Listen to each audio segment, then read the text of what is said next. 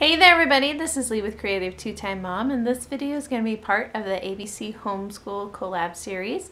This week's letter is the letter Q, and I'm going to be doing a Q&A.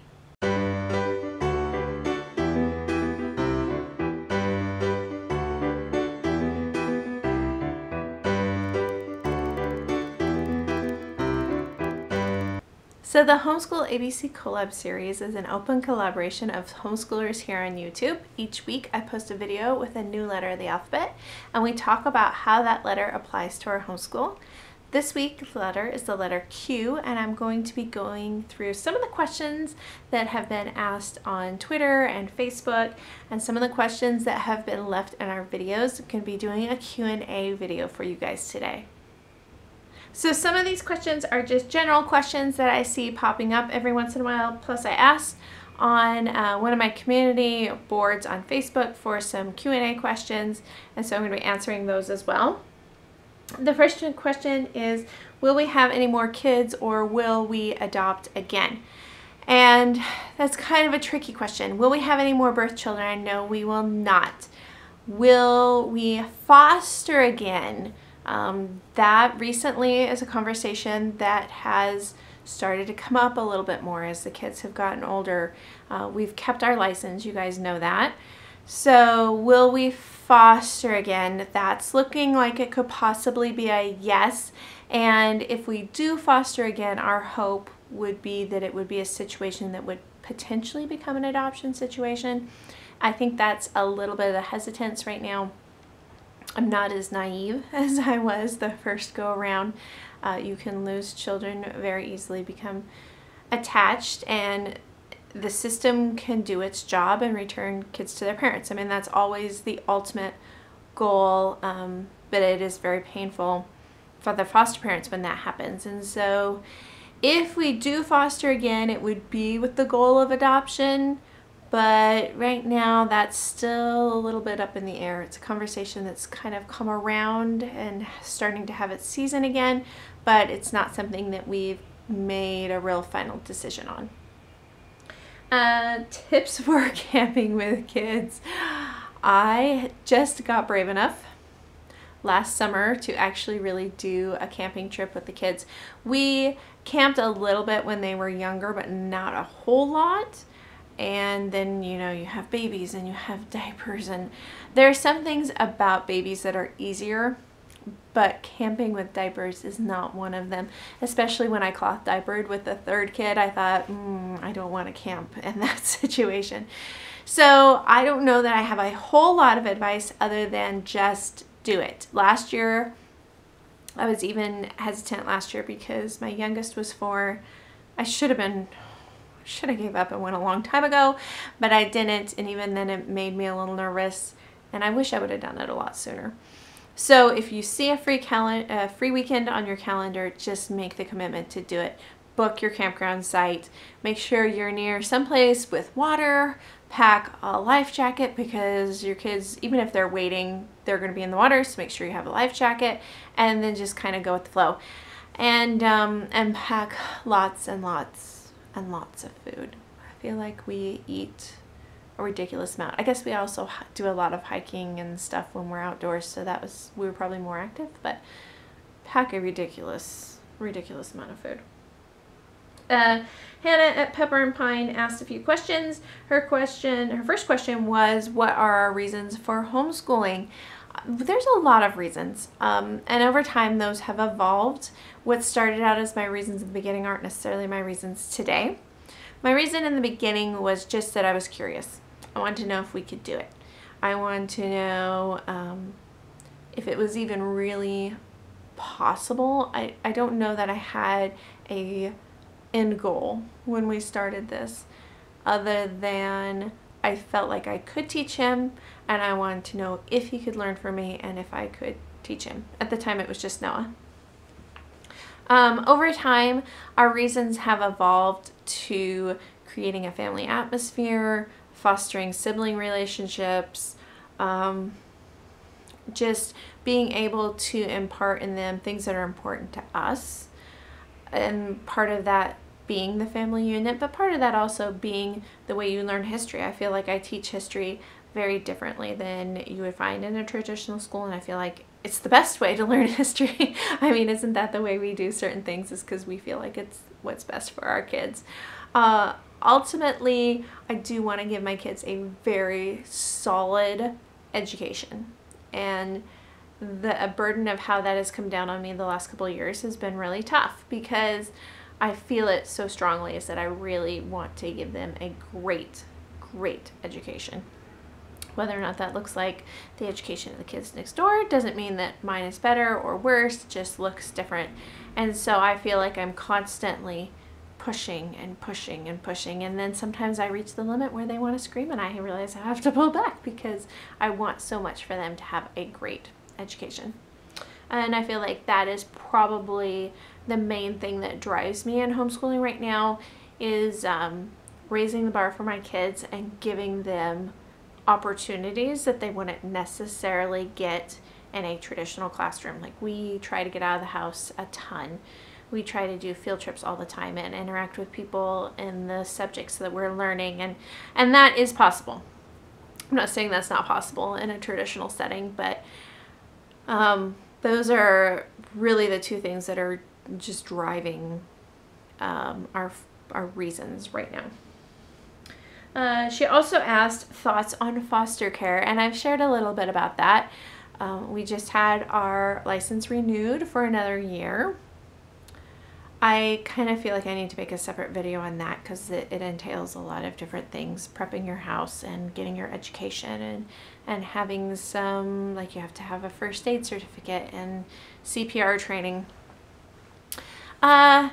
It's tough with homeschooling to think about adding another kid, and then it's really tough to think about doing foster care, because there's another layer of court and social workers and visits, and so it's a little tough to think about taking that journey and taking that on again. But I would say from the first time, it's been a huge blessing. I mean, our son is fantastic, and I can't imagine our family without his little chitter-chattery munchkin voice, and just the way he thinks and the way he learns. And so it's been a real blessing for us. I think if I were to say one piece of advice to foster parents out there, it would be to know the purpose of the system and to support the purpose of the system. And that is that when kids come into care, the purpose is to find a way to reunite those children. As foster parents, you are a support person. You, in a lot of ways, will act as that child's parent, but you also are there to support the birth parents as much as you can. Now, I've heard some horror stories of birth parents not getting along with foster parents and there being a lot of miscommunication, but for us personally, we had a great relationship with birth mom, and so it was very easy for me to support her and to encourage her and to pray for her and to champion her, because I could see who she was. And there were days when that was tough. I felt like my husband or I luckily were in sync, so that when one of us was having a tough day, the other one was strong enough to handle it, and we just had to keep reminding each other, this is the ultimate goal. Now, if that doesn't come to fruition, we are here to catch him. We are here to love him and support him and to become his parents, but the ultimate goal is to try and reunite him with his family. Sorry, that's a long-winded. I need to do more foster care videos because so much to say, you know. So if you have any questions, if you're interested in that or have any questions, leave them down below, because I start getting on these little rants almost, and I think of thoughts, oh, I should do a video on that. So leave me questions about anything you have about foster care. Okay, so the last question from Hannah was, what do I do in my me time or my mommy time? I have way too many hobbies. Way too many hobbies and way too many kids. As much as I pick one thing up, then something else follows. Mostly my mommy time would be going to baseball games, sitting through dance classes, or going and watch my boys swim in the pool. You know, the mom life. If I do actually get a moment where I'm by myself, I'm a huge reader. love to read. If you've been over to my blog, you know that once a month I do a post about all the books I read that month. And I also like to scrapbook, which has kind of fallen horribly by the wayside lately. I usually get to go to a scrapbooking retreat at least once a year, but it's probably been about 2 years, and so I'm very, very far behind. But I enjoy that. I enjoy that that's like kind of the one thing I can do artistically. I can't draw, I can't sing, I can't paint necessarily, but I can scrapbook. I can scrapbook with the festival. What is your go-to meal with kids? My kids are pretty good eaters. Josiah is my picky eater. He's the one I have the most difficulty with, but my go-to meal with kids, let's say my go-to meal for spring right now is all kinds of wraps. Being able to chop up all kinds of vegetables and have lunch meat, have the pesto spread from Costco, which I talked about in my Costco video, and either do the pesto on a tortilla or a wrap, or do hummus, or even sometimes just do mayonnaise and mustard, and then letting them pile on all those ingredients. That's a great meal for spring. It's also a great meal for packing or for lunches, and it lets them get involved, so they really want to be a part of it. Another thing that my kids really love, which is simple, I got it. That Sloppy Joe recipe that I posted a while back in the crock pot, and I will link it down below. My kids love it. They will eat their green salad on the side just so they can have those Sloppy Joes, and I love it too. They are really yummy, and I love that I can make them myself and kind of control the amounts of different things that go into it. So I'll link that recipe down below. It is so good. SUV or minivan. I love my minivan. When we first got a van, my husband said, I did not see this coming. We got our minivan when we first became foster parents. We knew there was going to be a third. We had a cute little CRV, which I loved to drive, but there was no room for a third car seat. And I laughed at him. I was like, you didn't see this coming? He's like, no, I never thought I'd own a minivan. I laughed because I was like, well, of course, with kids, I always knew this was coming, because even if there was just one or two, there was going to be friends, and there was going to be equipment, and there was going to be camping trips.